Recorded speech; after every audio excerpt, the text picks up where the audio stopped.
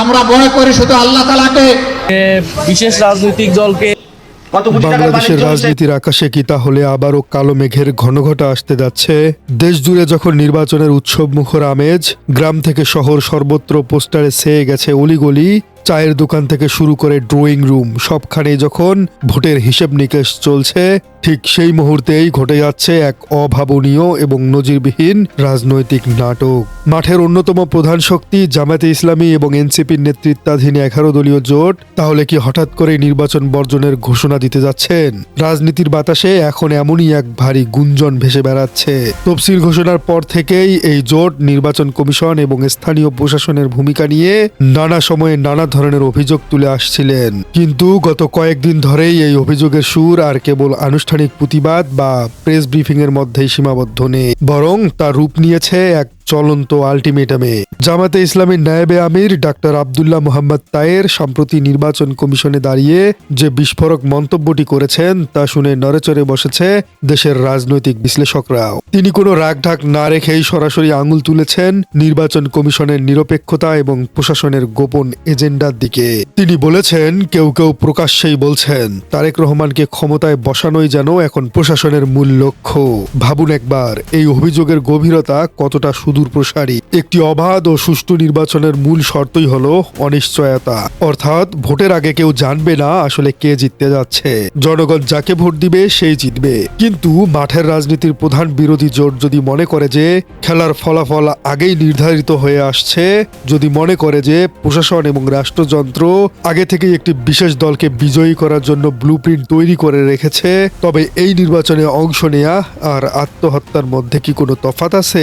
বিশিষ্ট রাজনৈতিক বিশ্লেষক জাহিদুর রহমান বর্তমান পরিস্থিতিকে ব্যাখ্যা করতে গিয়ে এক অত্যন্ত চমকপ্রদ কিন্তু রূঢ় বাস্তব তত্ত্ব সামনে এনেছেন। তিনি এই পরিস্থিতির নাম দিয়েছেন প্রশাসনের সূর্যমুখী প্রবণতা, অর্থাৎ সানফ্লাওয়ার টেন্ডেন্সি। বিষয়টি একটু ভেঙে বলা যায়, সূর্যমুখী ফুল যেমন দিনের বেলা সবসময় সূর্যের দিকে মুখ করে থাকে, সূর্য যেদিকে যায় ফুলও কিন্তু সেদিকেই ঘোরে। ঠিক তেমনি আমাদের দেশের আমলাতন্ত্র, পুলিশ প্রশাসন, এমনকি গণমাধ্যমের একটি বড় অংশ সবসময় ক্ষমতার সূর্যের দিকে তাকিয়ে থাকে। অতীতের নির্বাচনগুলোর দিকে তাকালে আমরা দেখব 1991, 1996 কিংবা 2001 সালের নির্বাচনের আগে নিশ্চিতভাবে বলা যেত না সরকার আসলে কে গঠন করবে। লড়াই হতো সমানে সমানে, ভোটের দিন পর্যন্ত থাকতো টান টান উত্তেজনা। ফলে প্রশাসনও তখন কিছুটা নিরপেক্ষ থাকার চেষ্টা করত বা অত্যন্ত দোদুল্যমান থাকতো।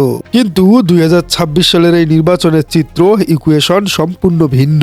বিশ্লেষকদের মতে নির্বাচনের অনেক আগেই জনমানসে এবং প্রশাসনিক স্তরে একটি ধারণা বদ্ধমূল হয়ে গেছে যে বিএনপি এবার ক্ষমতায় আসছে। আর এই নিশ্চিত বিজয়ের ধারণা বা পারসেপশন অফ ইনভাইটেবল ভিক্টোরি এই নির্বাচনের পরিবেশকে বিষিয়ে তুলেছে। প্রশাসনের কর্তা ব্যক্তিরা ভাবছেন বিএনপি যেহেতু ক্ষমতায় আসবেই, তাই এখন থেকেই তাদেরকে তুষ্ট করে রাখা বুদ্ধিমানের কাজ। হয়তো বিএনপির হাইকমান্ড থেকে এমন কোনো নির্দেশ নেই, কিন্তু অতি উৎসাহী পুলিশ অফিসার বা রিটার্নিং কর্মকর্তারা নিজেদের ভবিষ্যৎ কেরিয়ার বা পোস্টিং নিশ্চিত করতেই আগ বাড়িয়ে বিএনপিকে প্রোটোকল দিচ্ছেন। অন্যদিকে জামাত বা এনসিপির মতো দলগুলো তারা পাত্তাই পাচ্ছে না। এই সূর্যমুখী আচরণের কারণেই নষ্ট হচ্ছে লেভেল প্লেইং ফিল্ড। জায়েদুর রহমানের মতে জামাত এনসিপি জোটের এই অভিযোগ কেবল কথায় কথা নয়, এর পেছনে থাকতে পারে দুটি সুনির্দিষ্ট রাজনৈতিক উদ্দেশ্য। একদিকে তারা প্রশাসনকে চাপে রাখার কৌশল হিসেবে এটি ব্যবহার করছে, যাতে শেষ মুহূর্তে হলেও কিছুটা নিরপেক্ষ আচরণ পাওয়া যায়। কিন্তু মুদ্রার উল্টো পিঠে আছে আরো ভয়ঙ্কর এক সম্ভাবনা। তারা কি ধাপে ধাপে নির্বাচন বর্জনের যৌক্তিক ক্ষেত্র তৈরি করছে? প্রতীক বরাদ্দ হয়ে গেছে, ব্যালট পেপার ছাপা হচ্ছে।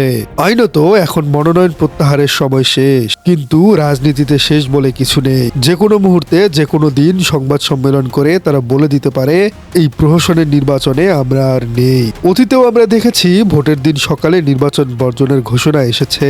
যদি সত্যি 11 দলীয় জোট সরে দাঁড়ায়, তবে এই নির্বাচনের গ্রহণযোগ্যতা বা আন্তর্জাতিক স্বীকৃতি কোথায় গিয়ে দাঁড়াবে?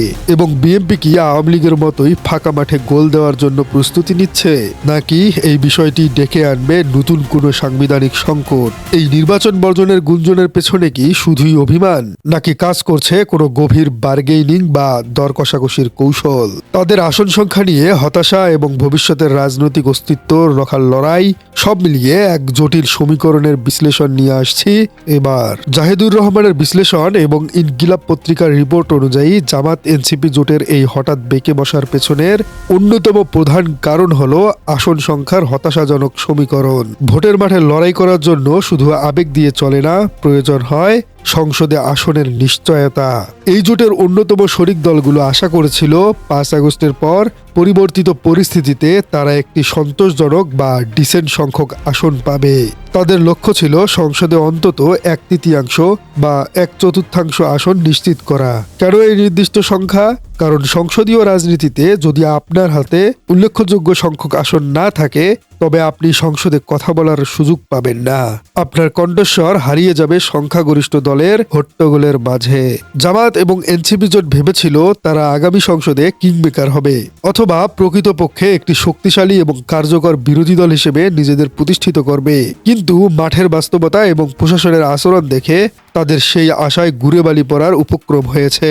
জোটের শীর্ষ নেতারা হয়তো বুঝতে পেরেছেন যে ভোটের বর্তমান ট্রেন্ড বা গতিধারা অনুযায়ী জামাত হয়তো খুব বেশি আসন পাবেন না, কারণ প্রশাসন এখানে সবথেকে বড় চালটি চেলে বসতে পারে। প্রশাসনের একপাক্ষিক আচরণের ফলে 11 দলীয় জোটের প্রার্থীদের জয়ী হয়ে আসাটা এখন অনেকটাই মিশন ইম্পসিবল মনে হচ্ছে।